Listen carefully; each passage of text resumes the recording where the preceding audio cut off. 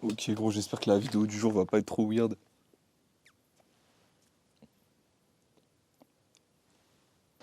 Mon ami, aujourd'hui je vais te parler de ce qui pour moi différencie l'éternel intermédiaire de l'élite dans notre sport. Dans notre sport, ça peut vouloir dire plein de choses, ça peut vouloir dire le power, la muscu, le street. Globalement j'inclus tout ça, j'inclus tout ce qui est sport de force, mais en vérité ça pourrait être n'importe quel sport de performance. Parce que c'est... Ouais, ça va plus loin que la muscu et tout ça. Et je pourrais te prendre ça sous l'angle de la programmation. Je pourrais te prendre ça sous l'angle de les exos que tu ne fais pas, je sais pas quoi, mais ça a déjà été fait des milliers de fois. Et en vérité, c'est pas si intéressant parce qu'à chaque fois, les gens ne sont pas d'accord et les gens ont raison de ne pas être d'accord. Je m'explique. Quand un mec va te dire que si tu restes intermédiaire, c'est parce que t'as pas compris telle technique de programmation, telle autre technique de programmation, telle méthode, il a peut-être raison sur le fait que cette méthode, s'il te met en avant, est plus pertinente que le truc que tu fais, en particulier si tu es un novice ou un débutant. Qui fait juste de la périodisation linéaire, progression linéaire classique, c'est-à-dire juste rajouter du poids chaque semaine et voir comme ça. Mais en vérité, les gens sont pas d'accord. Pourquoi? Parce qu'il y a plein d'avancées d'élites et même de top mondiaux qui utilisent plein de méthodes différentes. Et que ce soit d'ailleurs des dopés, des naturels, etc. Parce qu'on pourrait me faire l'argument de ouais, mais ceux qui utilisent telle méthode, c'est que des dopés ou quoi, ou c'est que des élites génétiques et tout ça. Et sincèrement, je crois pas que ce soit vrai. Je pense qu'il y a certaines méthodes qui sont plus pertinentes que d'autres. Moi, celle que je vous mets en avant, c'est celle que je pense le plus pertinente naturellement. Mais je pense pas que la méthode fasse tout. Donc maintenant que j'ai yap pendant 3 minutes sur pourquoi je vais pas te parler de méthode aujourd'hui, je vais te dire les 4 traits de caractère que j'ai notés qui pour moi différencient l'éternel intermédiaire de l'avancée, de l'élite et du top monde. Ces 3 catégories, avancée, élite, top monde, je vais les rassembler en une dans notre sport. La première chose, c'est de le vouloir, c'est la volonté. Et c'est pas la volonté au sens du gym bro débile, ou du mec du hit débile, ou du mec du volume débile, ou du mec de n'importe quelle méthode débile qui va te dire ouais, en gros, si tu fais pas plus que les autres, si tu fais pas plus d'efforts que les autres, je sais pas quoi, c'est que tu le veux pas assez. Non, ça va être la volonté de d'expérimenter avec différentes choses, de mettre de l'intensité certes dans ton entraînement aussi, ça compte. La volonté en général d'avancer, la volonté de progresser, la passion dans le sport. Ça, c'est quelque chose que tu peux pas quantifier. Et pour moi, c'est le premier facteur qui va différencier un éternel intermédiaire. Est-ce que quand il va stagner, il va chercher à trouver une méthode pour progresser? Est-ce qu'il va vouloir casser la brèche? Est-ce qu'il va avoir cette énergie-là en lui, tu vois? S'il n'a pas cette énergie-là en lui, pour moi, le gars restera probablement un intermédiaire ou deviendra avancé de manière très lente et bon, aussi avancé, intermédiaire, etc. Tout ça, c'est relatif à toi. Je vous ferai aussi une vidéo sur le sujet, mais vos niveaux, essayez de le quantifier plus par rapport à votre vitesse de progression que par rapport à des standards arbitraires. Les standards arbitraires, ils sont intéressants. Ils peuvent vous permettre de vous situer par rapport aux autres. Et se situer par rapport aux autres, c'est nécessaire. Et c'est quelque chose de sain hein, quand c'est fait un peu avec parcimonie. Mais, euh, mais pour jauger ta progression, ils sont pas nécessairement les plus pertinents, tu vois. En bref, ce que je voulais te dire, la volonté, l'amour du sport.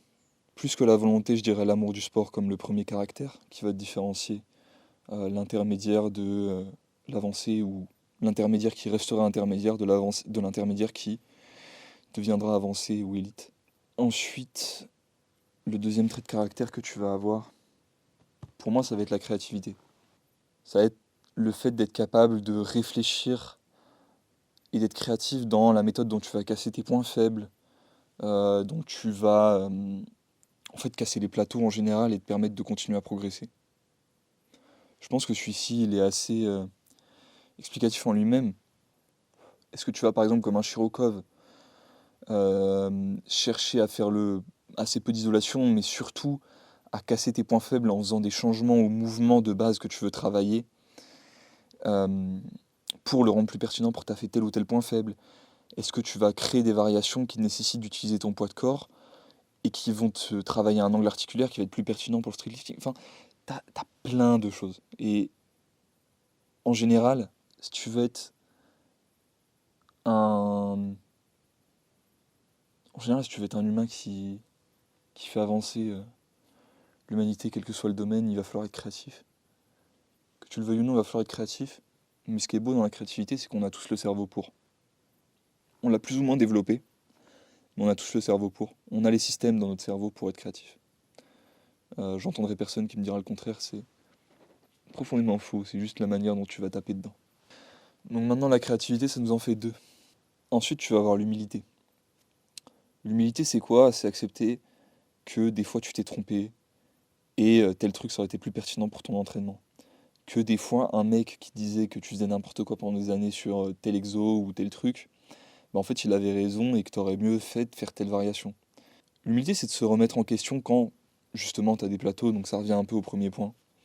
Et en fait, d'être tellement attaché au fait de progresser et de faire avancer ton art, en fait, ton sport qui est un art, ton art, que tu vas accepter des fois de te remettre en question et de, en fait, supprimer les bases sur lesquelles tu t'es reposé pendant de longues périodes de temps. Celui-là, il est spécialement important. Moi, il a été nécessaire que j'en fasse preuve. Par exemple, tu vois, quand j'ai quitté les programmations de Power, ou même avant, quand je me suis mis à la programmation de Power, quand j'ai quitté mon format d'entraînement qui était très bête, hein, à très haut volume de base, que je pensais le plus opti, mais qui était peut-être opti pour un novice, mais c'est tout. Enfin bref, c'est une qualité qui, même pour te faire passer seulement de novice à intermédiaire, de novice à débutant et de débutant à intermédiaire, va déjà être utile. Donc l'humilité, très important. Pour finir, tu as une qualité qui, pour moi, est en vérité un peu une des plus importantes, mais qui est une que tu vas développer au cours de ta carrière. Et ça va être l'instinct. C'est-à-dire ton sens un peu de lifter, de savoir quand tu es prêt à faire tel ou tel mouvement, quand t'es pas prêt, quand tu as envie de le faire par ego, et quand tu as envie de le faire parce que tu es réellement prêt. Et ce sens-là, malheureusement, certains l'ont déjà facilement dès le début, certains moins, mais pour la très grande majorité d'entre vous et d'entre nous, parce que moi c'est mon cas, hein, je n'avais pas du tout de base, j'ai un très mauvais sens de moi en tant que sportif. Et ce sens de soi, cet instinct, il va se développer avec les années. Donc là-dessus, patience, patience sera mère de progression. Je pense qu'on peut finir sur cette note, les gars. Je vous ai dévoilé pour moi les 4 traits de caractère qui vont vous faire passer d'intermédiaire à avancé, voire élite. Ça peut paraître assez arrogant de ma part de faire cette vidéo quand moi-même je ne me considère pas comme avancé ou élite sur la plupart des mouvements que je pratique. Peut-être avancé sur un ou deux en vérité, sur tous les mouvements que je pratique et j'en pratique beaucoup. Pour autant, sache que cette vidéo je la fais autant pour moi que pour toi.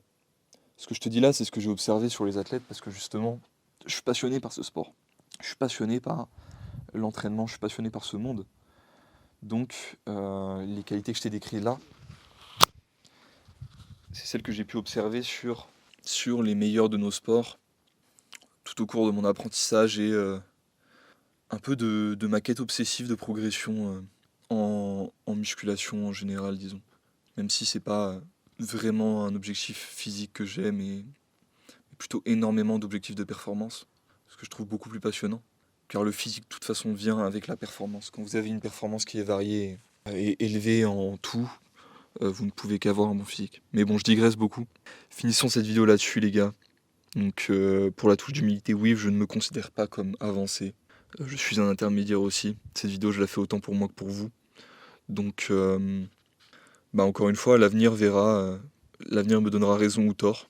Est-ce que ce que je te dis là, en l'appliquant, je vais réussir à devenir de plus en plus avancé, à continuer à progresser? Ou est-ce que je vais régresser dans l'abysse? Est-ce que je resterai, alors pas médiocre parce que j'ai déjà un bon niveau, mais est-ce que je me complairai au niveau que j'ai actuellement? Je pense que c'est une bonne note pour finir cette vidéo. Donc les gars, Je vous dis à la prochaine, en espérant que vous ayez apprécié celle-ci. Et ouais, restez passionnés.